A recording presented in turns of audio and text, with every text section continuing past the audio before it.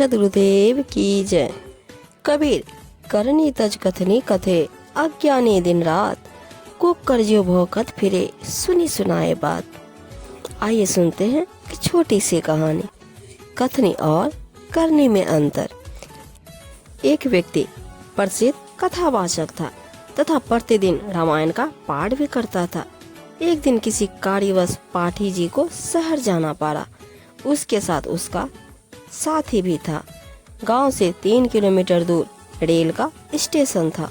सुबह 5 बजे गाड़ी पर चढ़ना था, इसलिए स्नान करके स्टेशन पर पहुंच गए। विचार किया कि पाठ गाड़ी में ही कर लूंगा। गाड़ी में चढ़ गए। जिस डिब्बे में वे दोनों चढ़े वह भरा था, कोई सीट खाली नहीं थी। कुछ व्यक्ति खड़े थे। गाड़ी चल पड़ी। कुछ देर पश्चात उस पाठी ने सीट पर बैठे 2 व्यक्तियों से कहा, भाई साहब कृपया मुझे सीट दे दें, मैंने रामायण का पाठ करना है।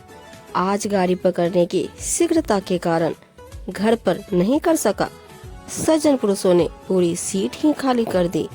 वे खड़े हो गए और बोले, हे विप्र जी, हमारा अहोभाग्य है कि आज हमको भी पवित्र ग्रंथ रामायण जी का अमृत ज्ञान सुनने को मिलेगा। पंडित जी ने पाठ ऊंचे स्वर में बोलना शुरू किया। प्रसंग था, भरत ने अपने बड़े भाई के अधिकार वाले राज को स्वीकार नहीं किया। जब तक श्री रामचंद्र जी वनवास पूर्ण करके नहीं आए, तब तक राजगद्दी पर अपने भाई रामचंद्र की ज्योति रखी और स्वयं पृथ्वी पर बैठा और नौकर बनकर काज संभाला। जब भाई रामचंद्र अयोध्या लौटे तो उनको राज्य लौटा दिया। भाई हो तो ऐसा।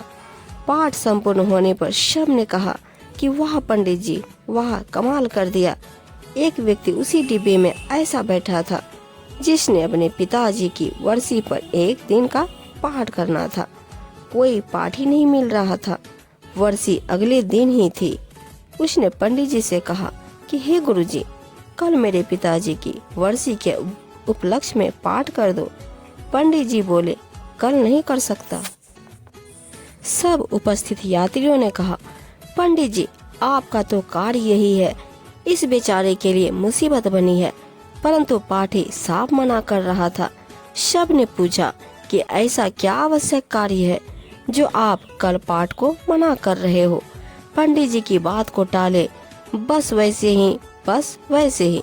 उसका साथी बोला कि मैं सच्चाई बताऊं, यह कल क्यों पाठ नहीं कर सकता। इसने अपने भाई पर 50 गज की कुर्री के गड्ढे पर मुकदमा कर रखा है। मैं इसका गवाह हूँ।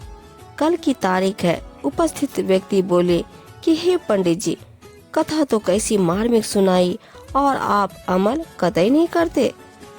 ऐसे व्यक्ति के द्वारा की गई कथा का श्रोता पर क्या प्रभाव पड़ेगा।